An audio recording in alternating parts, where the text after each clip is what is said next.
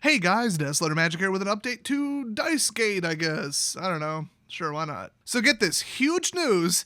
It's not just the dice description of the product that was wrong. There's now a second misstatement that Wizards made about a product from Kaldheim.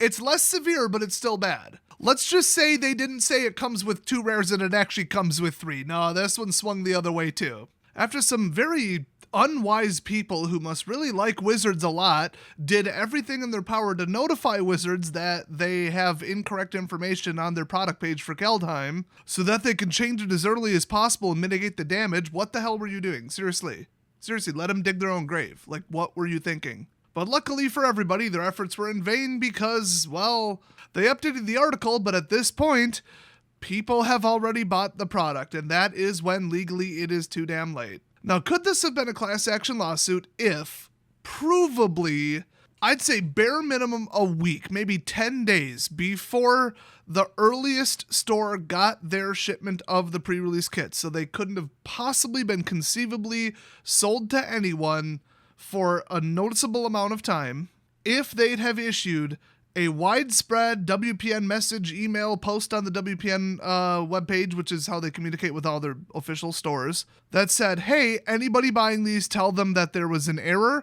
The product description, an earlier one was not correct. Here's the updated one. But we fixed it in time, so anybody buying it will be informed of that. Plus made like a public statement on social media maybe 7 days ahead of time telling everybody, hey, we couldn't get the dice made in time, so you just get some generic boring crap dice. Would they have been open to a lawsuit then? Well, absolutely yes for one reason and absolutely no for another reason. So the yes would be, okay, maybe 11 days out, somebody looked at the Kaldheim product description page, read that it came with a miniature version of the bundle dice, and said, okay, that's my information I'm working with, and they just happened to not be on social media for a couple days, didn't see the notification, didn't see the article. They didn't even know they should check for a change to be made, because why would you assume that? When the product was packaged like 3 months ago and manufactured, like, are you kidding me? And so they didn't see the update, then they bought it. And now they're still pissed. And for some reason, their store didn't tell them at time of purchase. They could still say, okay, well, I was working off of your old information. You didn't allow enough time for me to get notified, and you didn't notify me in a channel that I actually monitor or check in time, and I bought them expecting there to be a $10 to $15 die in there, and there wasn't. So I'm still suing you. And in fact, there's thousands of me picking these up by the caseload. We're all pissed. Some of us heard in time and canceled our orders. Some of us didn't. Some of us weren't allowed to cancel our orders. I mean, just don't go pick it up and don't pay. That's why you never prepay. Like, if your store's going to be a dick about a product that changed before you bought it, guess what?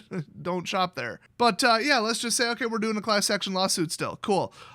You are well within your rights to do that if the judge eventually deems it like, oh yeah, 7 days, 10 days, 11 days. That's not enough time to notify you. Maybe the store owner didn't see the email and they didn't notify you at time of purchase. Okay, you still have a claim here. Now, how the heck are they going to register people into the honest class, like without lying? And that's enough to derail a lawsuit. If the judge, or more specifically the defense, the Wizards of the Coast, were to say, we suspect that more than 50% of the people who would sign up to get a payout in this class action lawsuit would say, oh yeah, I thought I was getting the right die, when they knew darn well that they weren't. They heard it in time, picked it up anyway, which, I mean, why wouldn't they have canceled their order? And then they'll just click the little box that says, oh yeah, I didn't hear the update in time. I didn't know that there was a change. I was not notified in time. Pay me. A lot of people who just didn't care and just wanted a pre-release kit to get a pre-release kit, or wanted, a couple of them just to get, the cards and to get the date stamped ones for their collection, they'll just enter the class saying, oh yeah, I was totally ripped off and totally didn't know about the change at all, even though they did. And then the judge might be like, okay, if we can't assemble a clean class, then guess what? I'm throwing the lawsuit out. And that has happened a lot. You can't just take people's word for it if the defense thinks that an enormous percentage of people, not to mention more than half, are going to lie. So to try to mitigate this issue, and probably just to get good information out there,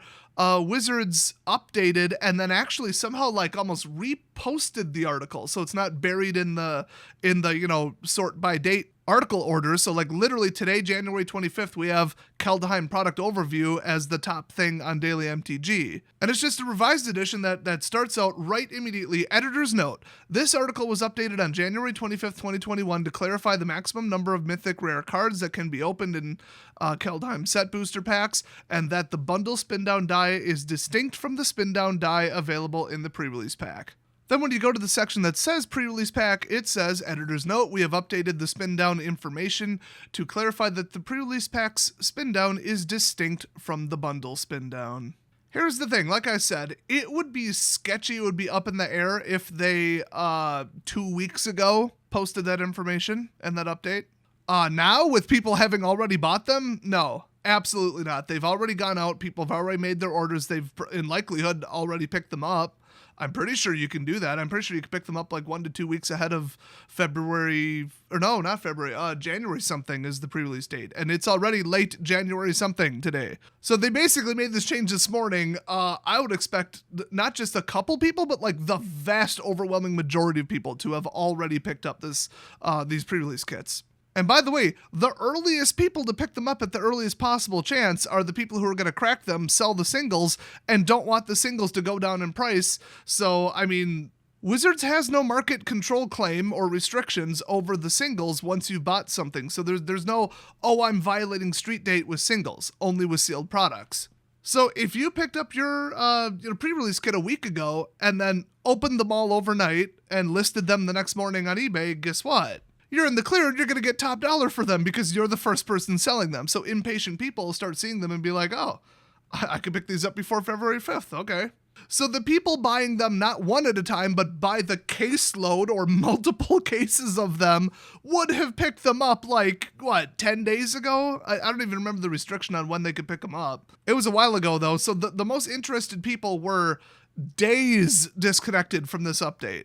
Also, let me just throw something out here, because actually it's kind of funny. I noticed, because I just checked, I'm like, I wonder if people actually posted these yet. Like if somebody cracked a bundle or something, which nobody should have the bundles yet. But, maybe a pre-order.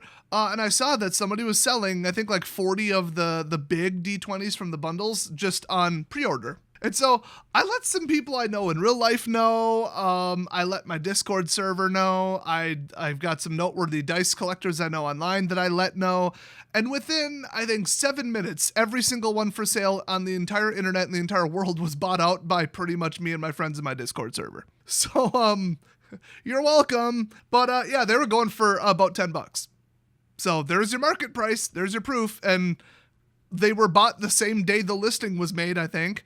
So 40 dice sold out as a pre-order for about $10 a piece within 7 minutes of, I guess, a noteworthy person, pat myself on the back, let some, the right people know. So I think we can establish that $10 or more is going to be the price for this die if people absolutely just sacked that entire listing. Personally, I actually contacted one of my local gaming stores and said, hey, hopefully it's not too late. Hold one bundle for me. I'm going to open it, obviously on live stream, open the packs, and then just keep one copy of the die because that's all I can really afford right now.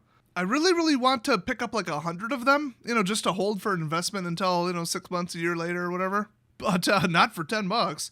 But yeah, there's some aggressive market action towards this product, which is just more evidence that you can throw up in court. Hell, call me up on the Zoom call. I'll get on the webcam in my jams and be like, yo, this is what happened. So the first point of this video is, yes, they did update the article on January 25th, but it's too late. It's nothing. It's the least they could do is let people know that the product they already bought and opened doesn't have what they thought it did inside. And not even thought, what they were told by Wizards was inside.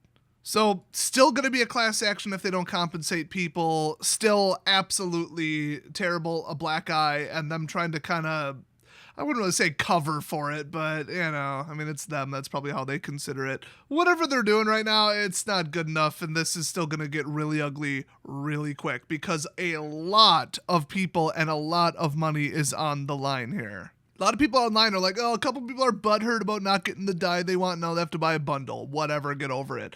No, there are people picking up like 100 of these at a time. Like, that's who cares. This isn't, oh, little Jimmy didn't get the die he wanted and now he mad. This is like longtime millionaire singles investor bought hundreds and lost, half the value by not getting the die they were promised. Time to lawyer up, I guess. So the other interesting thing, and I did kind of glaze over this, but you probably caught this, the first thing they wrote at the top of the article was, we clarified the maximum number of mythic rare cards that can be opened in Kaldheim set booster packs. What? Is this like that Double Masters thing where you said you can pull up to 2 mythics, and on the back of the box it said you can pull up to 2 mythics, and that turned out to be bullshit? It was impossible to pull up to 2 mythics unless you got a printing flaw? So some people open double mythics, but according to Wizards, that was never supposed to happen? So their disastrous quality assurance and checking and just how idiotic their printing contractors are saved them from a lawsuit because it was technically possible to open 2 mythics by accident after the box itself, which you cannot issue a revised update for, it's already printed on the box on the shelf, said, yeah, you can open 2 rares or 2 mythics, plural, with an S at the end. Clear as day. So that was amazing. That whole scenario was just fantastic. But did they actually do it again? Because I'm pretty sure that was Double Masters. I'm not 100% sure. So according to the editor's note, added to the set booster product, which I had no idea, this is the first time hearing about a problem with that, says, we have clarified the maximum number of mythic rares that can be opened in 1 set booster pack. And then it's followed by, here's what you can find inside. I don't immediately know what it said before, but I am going to go to the Wayback Machine in a second. But right now, line 2 says 1 rare or mythic card can be showcase or borderless. And that's it. That is the only time the word mythic appears in it. And if we go to the Wayback Machine, oh, I see what they did. They have effectively changed the URL by reissuing it, deleting the original one, and pretending like it's an updated version of the article. Because now the URL has 25 in it for the 25th day of January. Unfortunately for them, I can still find the page. Oh, they think they're real clever hiding this. There's a snapshot of the article page somewhere on the Wayback Machine. I just need the exact URL. Hi, I'm back with the magic of editing. Thanks, Nerdy Nathan, on my Discord server. I have located 3 separate, non-deleted by Wizards yet, snapshots, which I have now printed the entire page as a PDF with a virtual printer. Hit me up if you need it for court evidence.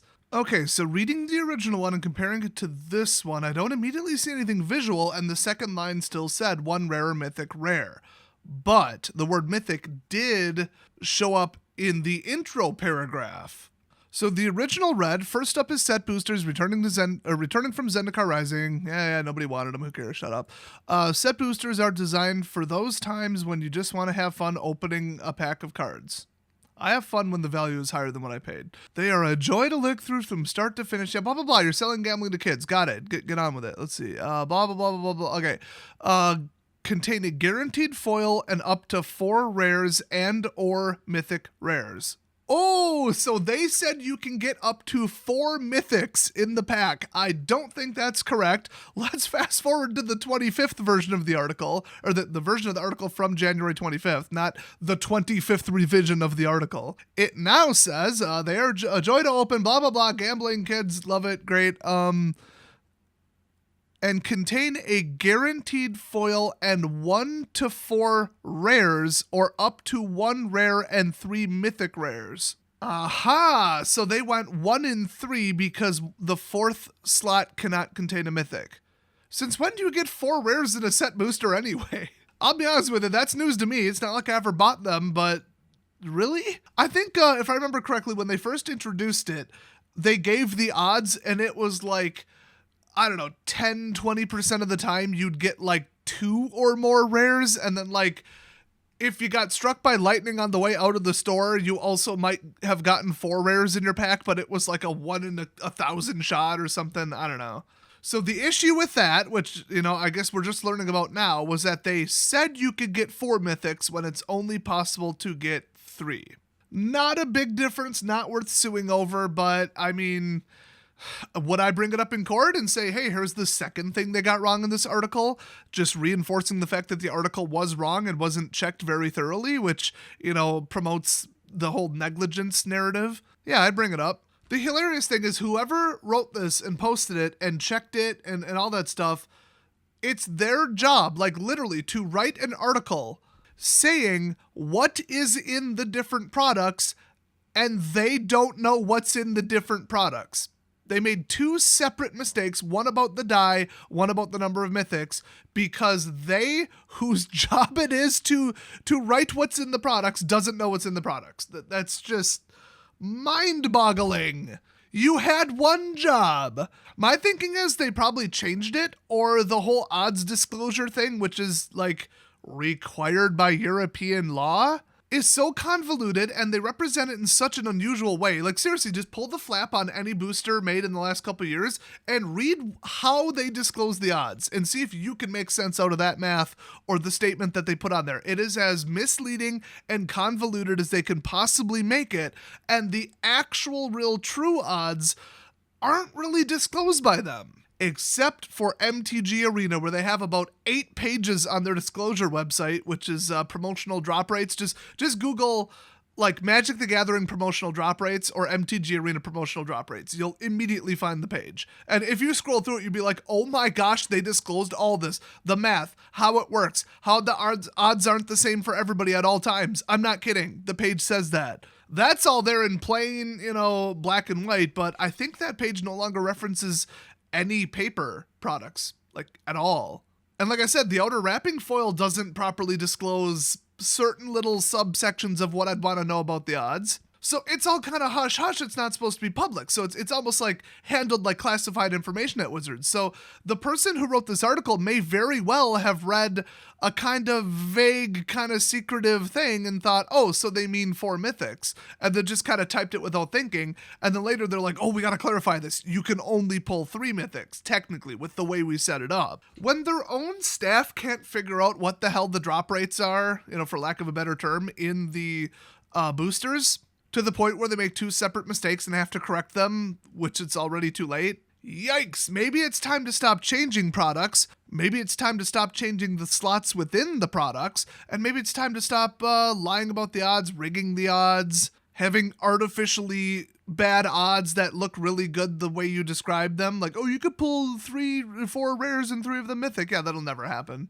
But yeah, there's just another black eye for them. In theory, until February 5th, no set boosters should have been sold. So I think they did legally correct this in the proper amount of time. And it's such a subtle difference, I don't think anybody will really care about that, unless it was dragged into the same class action lawsuit as the dice, which is very significant, a huge value difference, and a lot of people with a lot of money are very pissed about it. So we're going to see where that goes. I haven't heard anything about a lawyer being chosen. I haven't heard anything about a case being started or filed on the books yet. It's still a little early. They're still probably looking into the details, gathering evidence, seeing if they want to take the case, that kind of stuff.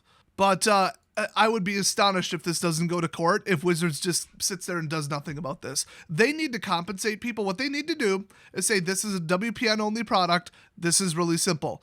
Every WPN location, however many they got allocated, we're going to send them that many dice.